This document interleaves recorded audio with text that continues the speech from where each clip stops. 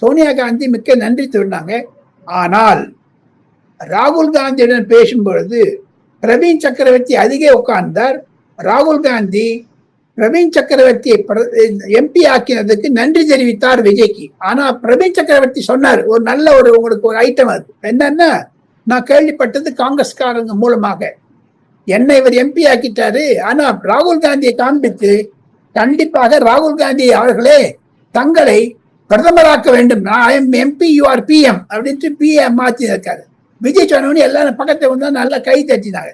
So இதெல்லாம் வச்சு பார்த்தீங்கன்னா டெல்லி விஜயம் சிறப்பாக இருந்தது. இருப்பினும் விஜய் அவர்கள் செப்டம்பர், அக்டோபர், நவம்பர் இந்த 3 மாதத்திற்குள் ஒரு 10 நாளைக்கு அமெரிக்கா செல்ல இருக்கிறார். ஏல் யூனிவர்சிட்டியில் அவர் பேச இருக்கிறார். தமிழ்நாட்டில் எப்படி தமிழ் வெற்றி கழகம் வெற்றி அடைந்தது என்று சொல்வதற்காக அந்த ஏல் யூனிவர்சிட்டிக்கு அரேஞ்ச் பண்றது பிரவீன் சக்கரவர்த்தி அவர்கள் தான். காரணம், பிரவீன் சக்கரவர்த்தி வந்து அகாடமிஷியன், எஜுகேஷனிஸ்ட், படிப்புகள்லாம் சொல்லிக் கொடுப்பவர். அசோகா யூனிவர்சிட்டி என்று சொல்லக்கூடிய சோனிபத் இது ஹரியானாவில் இருக்கிறதுல அவர் விசிட்டிங் ப்ரொஃபஸரா இருக்காரு.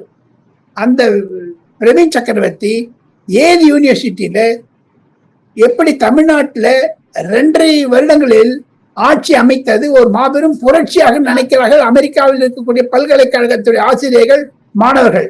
அவங்கெல்லாம் பிஹெச்டி பண்றாங்க, டாக்டரேட் பண்றாங்க, இந்தியாவிலே பண்றாங்க.